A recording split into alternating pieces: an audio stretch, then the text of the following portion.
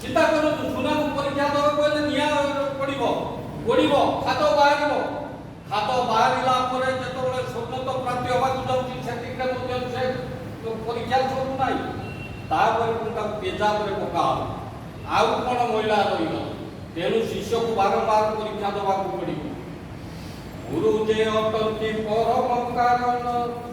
ଗୁରୁ ଯେ ଅଟନ୍ତି ପରମ ଧାରୀ ଶିଷ୍ୟଙ୍କୁ ଉଦ୍ଧାର କରିବା ପାଇଁ କି ବିଗ୍ରହ ରୂପେ ନିଅ ସେଇ ଭାବରେ ତୁମକୁ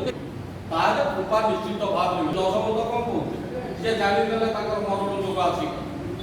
ସେ ତେଣୁ ପ୍ରଭୁଙ୍କୁ ନିବେଦନ କରୁଛନ୍ତି ସେ ପଞ୍ଚସଖାଙ୍କର ଆରାଧ୍ୟ ଦେବତା ଥିଲେ ପ୍ରଭୁ ଜଗନ୍ନାଥ ତେଣୁ ସେ ଜଗନ୍ନାଥଙ୍କୁ କହିଲେ ରାତ୍ରରେ ନିଶ୍ଚୟ ମରଣ କବି ଅଛି କାରଣ ରାତିରେ ମଧ୍ୟ ଆପଣ ଜନ୍ମ କରୁଛନ୍ତି ତାଙ୍କର ମଧ୍ୟ ଯୋଗ ଅଛି ରାତି ସେ କହୁଛନ୍ତି ରାତ୍ରରେ ନିଶ୍ଚୟ ମରଣ କବି ଅଛି ନିଦାନ ଦିବସ କାଉଁ ପାଇବି ମୁଁ ଯେ ଅଭାଗୀ ଯିବି ଜୀବ ଜ୍ୟୋତି ଜଳୁଛି ପ୍ରଭୁଲା ଶୁକ୍ଳ ଷଷ୍ଠୀରେ ଯିବି ଉତ୍ତରାୟଣେ